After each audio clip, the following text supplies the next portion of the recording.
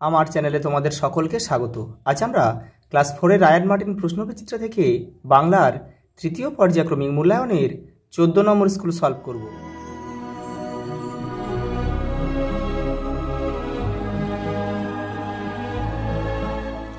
দেখো, প্রথম প্রশ্ন দেখো, জ্যোতির মায়ের নাম কি? শরৎ শশী।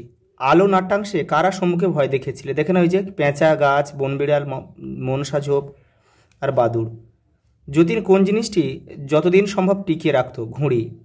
যতীনের মামার নাম কি? বসন্ত কুমার।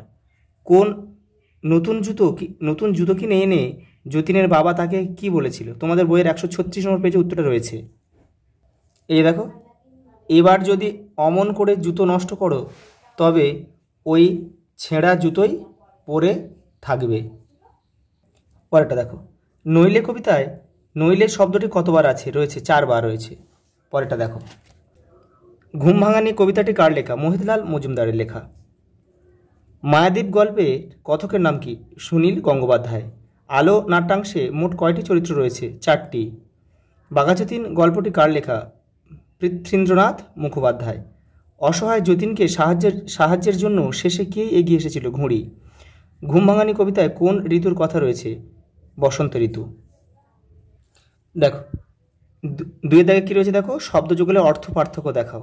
বিপরীত শব্দ লেখো 3, 4, 5, এই 2 থেকে 5 দাগ পর্যন্ত দেখো, আমি এক জায়গায় দেখিয়ে দিচ্ছি। দেখো কী আছে দেখো, অর্থ পার্থক্য দেখো। কী? তালবস্য একের পর সাপ মানে অভিশাপ, দন্তস্য একের পর সাপ মানে সর্প। দেখো, বাড়ি, গৃহ বা বাসস্থান, আর বয়াকার রয় হচ্ছে বাড়ি মানে জল। তয়াকার ডয়সন তারা মানে তাড়াহুড়ো বা দ্রুতগতি, আর তয়াকার রয়াকার তারা মানে নক্ষত্র বা জ্যোতিষ্ক। দেখো বিপরীত শব্দে কী আছে দেখো, দেখো সুস্থির অস্থির, দুরন্ত শান্ত, দুর্বল সবল, অভ্যেস অনভ্যেস, আধা আধি। দেখো এটা হচ্ছে আধা আধি পুরোপুরি। পরেরটা কী রয়েছে দেখো, পৃথক অর্থে ব্যবহার করো। দেখো, পাল পায়াকাল্লা পাল নৌকার পাল, মাঝিরে নৌকার পাল তুলে দিল। আবার পাল মানে কি দেখো, পশুপাল। রাখাল গরুর পাল নিয়ে যায় মাঠে। দেখো প্রতিশব্দ দিয়েছে। দেখো, পথ আমরা রাস্তা লিখতে পারি, সরণি লিখতে পারি। সড়কও হয়। বাগান হচ্ছে উদ্যান আর উপবন, আর গৃহ হচ্ছে বাড়ি আর আবাস। দেখো, মনে থাকে যেন একটুও লাফাবে না, একটা সিঁড়িও ডিঙাবে না। কারা যতীনকে কথা বলেছিল? দেখো, মুচিরা বলেছিল। মুচিরা বলেছিল। কখন বলেছিল?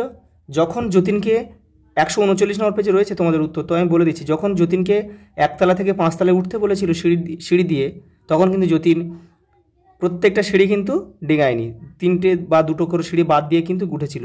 সেটা কিন্তু মুচিরা ধরতে পেরেছিল। সেই জন্য যতীনকে বলেছিল তোমাকে আবার 5তলায় উঠতে হবে, কিন্তু একটাও সিঁড়ি ডিঙানো যাবে না। পরেরটা দেখো, আদর্শ ছেলে কবিতাটি কার লেখা? কুসুম কুমারী দাস।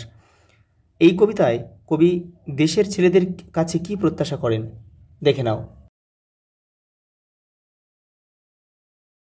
পরের প্রশ্ন দেখো, নইলে কবিতাটি কার লেখা? অজিত দত্ত।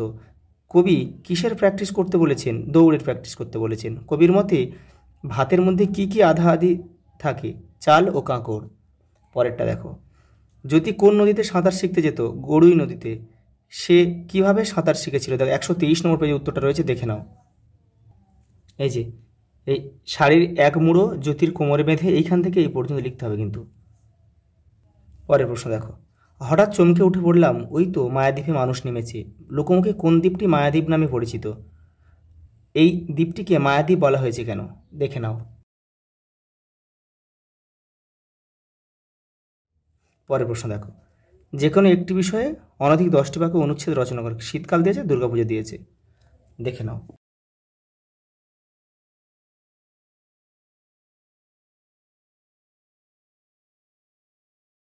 আজ এই পর্যন্ত, দেখা হবে পরের ভিডিওতে।